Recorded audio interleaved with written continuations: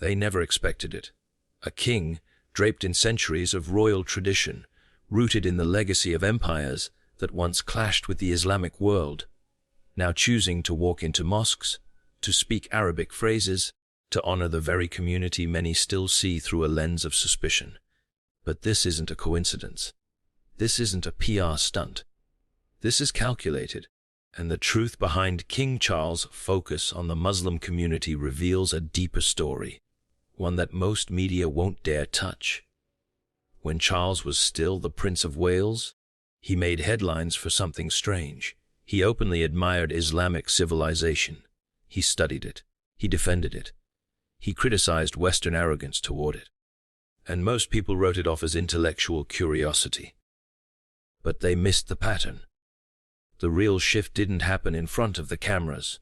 It happened behind closed doors, in quiet conversations with Islamic scholars, in private meetings with Muslim leaders across Britain, in trips that barely got a headline.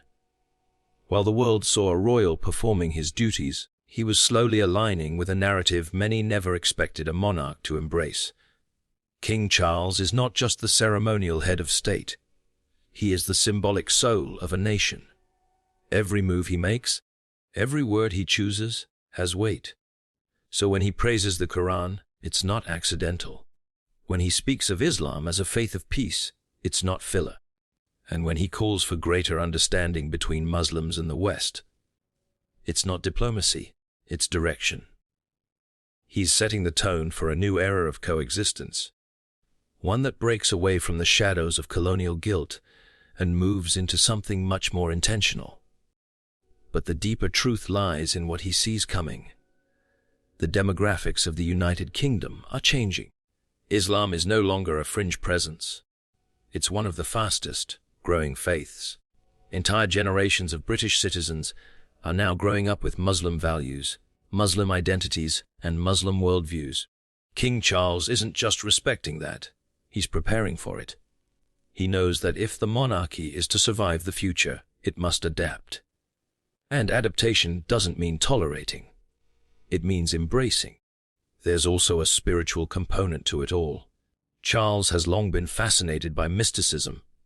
Sufism, the spiritual heart of Islam, resonates deeply with his interest in inner growth, sacred wisdom, and the universal connection of faiths.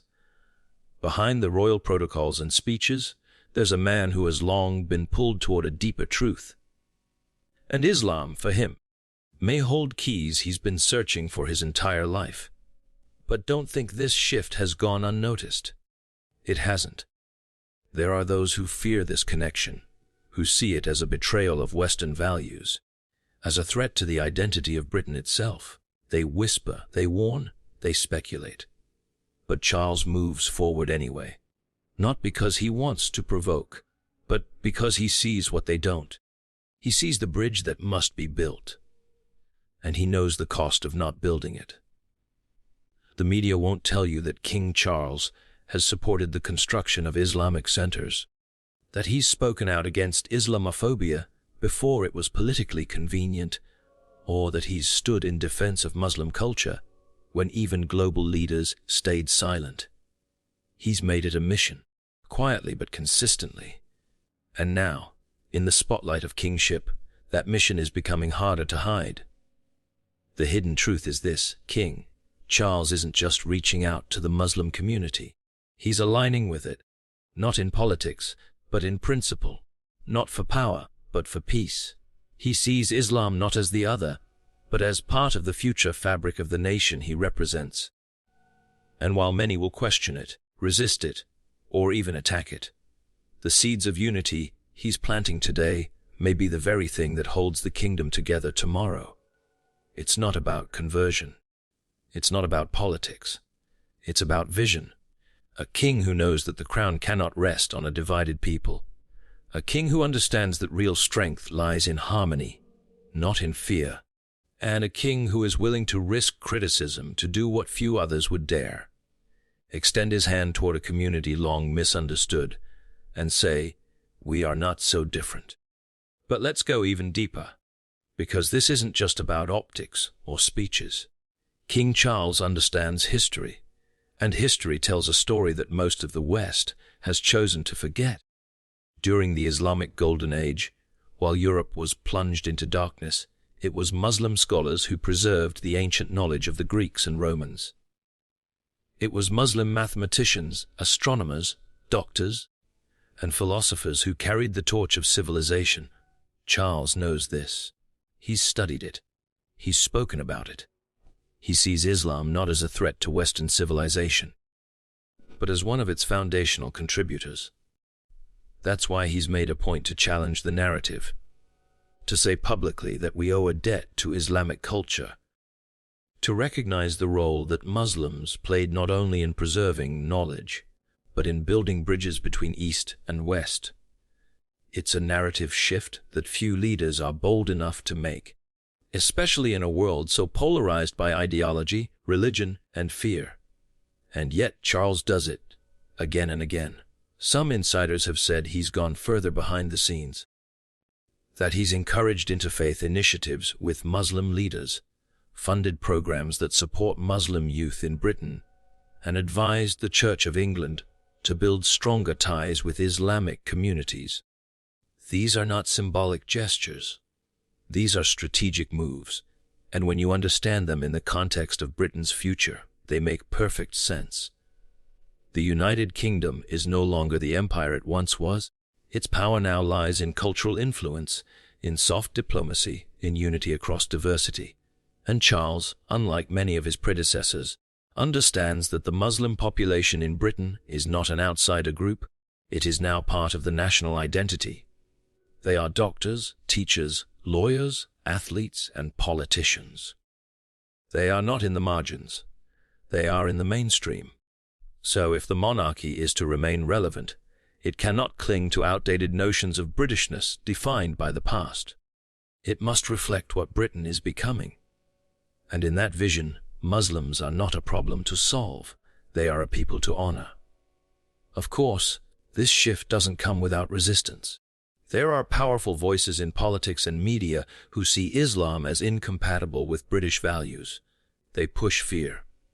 They fan the flames of division, and they wonder why a monarch, of all people, would take such a stand. But Charles has never been one to follow the crowd. Even as prince, he was criticized for being too outspoken, too unconventional, too spiritual. But now, as king, he's free to guide the soul of the nation in a way that speaks to the future, not the fear. And perhaps, most shockingly, Charles has hinted at an even deeper level of understanding. He's called for environmental stewardship rooted in Islamic teachings. He's spoken about Islamic architecture with admiration. He's even said that the West can learn from the Islamic way of seeing the world, not just as a place to conquer, but as a sacred trust to protect. This is not political correctness. This is intentional respect, and for many, it's unsettling, because it breaks every stereotype they've been fed. It challenges the false narrative of us versus them. It suggests that a British monarch, a Christian king, can find truth, beauty, and wisdom in a faith that much of the world still misunderstands. But maybe that's the whole point. Maybe that's why King Charles is focusing on the Muslim community, not just to repair the wounds of the past, but to prepare the West for a future that includes Islam, not as an outsider, but as a partner. The truth isn't just hidden, it's uncomfortable, because it requires us to let go of fear, to let go of the idea that one culture, one faith, or one worldview must dominate, and that's hard for many to accept. But Charles is trying to show that real strength isn't found in isolation, it's found in unity. So when you see him visiting a mosque, or quoting the Quran, or meeting with Muslim leaders behind the scenes, don't dismiss it. Don't assume it's shallow. Look deeper, because behind the robe, behind the crown, behind the ceremony, is a man who sees the future, and in that future, Muslims are not the enemy, they are the bridge. And King Charles, he's just the first monarch brave enough to cross it. And now, with the crown on his head and the eyes of the world watching, King Charles is moving with even more intent. Every handshake with an imam, Every word spoken in Arabic, every moment spent listening inside a mosque, it's all part of a much larger message. He's not just including the Muslim community, he's elevating them. Publicly, consistently, and purposefully. Why? Because he knows what's coming. In the next few decades, Islam will become one of the most prominent religions in Britain. The Muslim birth rate is higher. The younger generations are increasingly diverse. Immigration patterns continue to favor multicultural growth. Charles isn't reacting to this. He's preparing for it. Not as a threat, but as a truth. One that must be embraced with wisdom, not resisted with fear. This is why he spent years learning, not just the surface-level phrases and greetings, but the deeper teachings. He's shown an understanding of Islamic philosophy, spirituality, and ethics. He knows that Islam is more than headlines. It's more than politics. It's a civilization, a worldview, a way of life that's grounded in values the West claims to cherish: charity, humility, family, discipline, and justice. And that's the hidden truth. King Charles sees common ground. He sees a chance to lead not just a nation, but a dialogue between civilizations, one built on mutual respect, not dominance. He knows that the real threat isn't Islam. It's division. It's hatred. It's the refusal to see each other as human. The media won't tell you this. They'll paint his actions as symbolic, cautious, or politically motivated. But look closer. He's not treating Muslims as a PR audience. He's treating them as partners. Partners in rebuilding trust, in healing the wounds of empire, in forging a British identity that's honest about the past and hopeful for the future. And that honesty is powerful. Because let's not forget, Britain's colonial legacy includes centuries of exploiting and dividing Muslim lands. The scars of that history still linger. But Charles is doing something rare for a monarch. He's not defending that history, he's acknowledging it. And by reaching out to the Muslim world, both at home and abroad, he's trying to write a new chapter. One not defined by conquest, but by connection. Of course, not everyone agrees with this direction. There are those who believe he's overstepping tradition, that he's betraying a Christian monarchy by aligning too closely with Islam. But Charles sees tradition differently. He sees it as a living thing, not a relic. He understands that to stay relevant, tradition must grow. It must breathe. It must welcome the present without losing its soul. And here's the part many miss. Charles' focus on the Muslim community isn't about conversion. It's not about religion in the narrow sense. It's about vision. It's about peace. It's about building something that will outlast political cycles and media headlines. It's about giving the next generation of Muslims in Britain a reason to feel seen, heard, and valued, not just tolerated, but embraced. Because when you uplift a people, you unlock their potential. When a king stands beside the marginalized, it sends a message to the world: these people belong. They are part of us. They are not foreign. They are family. And that message, in a time of rising hate, is revolutionary. So while some scoff, while others criticize or ignore, King Charles continues, quietly, consistently, purposefully. He's building bridges where others build walls. And in doing so, he's not weakening the crown. He's strengthening it. He's proving that true leadership isn't about power. It's about compassion. It's about courage. It's about standing in the storm and choosing unity over fear. This is the hidden truth behind King Charles and the Muslim community. Not a trend, not a tactic, but a turning point. And the world may not fully understand it now, but history will. Because when the dust settles and the noise fades, one fact will remain clear. King Charles chose connection, and that choice might just redefine the future of his kingdom.